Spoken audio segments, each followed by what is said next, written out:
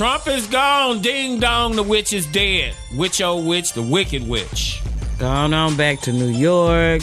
New York don't want him, didn't he? Florida. Emancipate himself or something? He did. Escape from New York? But New York don't want Trump ass back. Yeah, his new residency is Florida, but he's not going to use that anymore. Yeah. He don't care. Yeah, New York don't want Trump back, man. You already know the deal. All right. Did you ever stop to think about who invented Russian roulette? Has anyone actually played Russian roulette? No. And no. The rules are simple. I know your trembling ass ain't played like no and no. Damn Russian roulette. I'm not even talking. Now, have I thought about doing it, aiming it the other direction? Yeah, but at myself, hell no. My bad. I digress. In the Fed, that's conspiracy. That's 3 to 5, Jack. You don't want to say that on the I only incriminate myself. You want to turn it the other way, huh? I only incriminate myself when I say who I was going to aim it at. I didn't say who I was going to name it at. Keep talking. What Jackie Chan said, I like to let people talk who like to talk.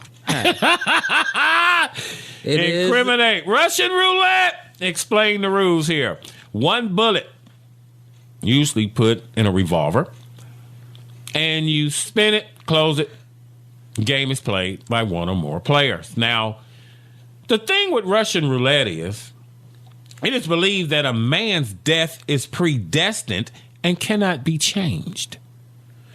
Now, one popular theory says that the not-so-famous American author of adventure stories, George Arthur Surdaz, first coined the term Russian roulette when he published a short story of the same title in a magazine in 1937. But the first trace of Russian roulette can be found in the story of The Fatalist, a book written in 1840 by a Russian poet and writer. Wow. Yeah. Russian roulette is a lethal game of chance in which a player places a single round in a revolver, spins it in the cylinder, places the muzzle against their head, and pulls the trigger. Now, here are the odds in playing Russian roulette. It's a deadly game.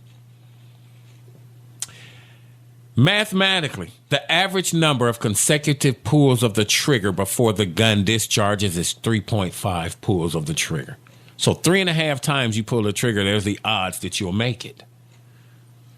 That's just idiotic. After a single spin, the probability of it firing is 1 in 6, followed by 1 in 5 on the second pull, 1 in 4 on the third pull, and so on.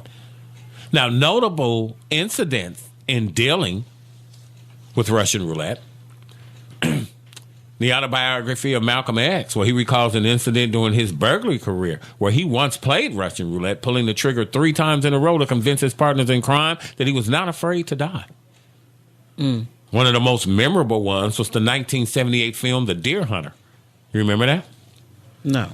I figured you didn't. It was Donald Sutherland. Great movie. My dad was into those sort of movies. Yeah, The Deer Hunter, Mike.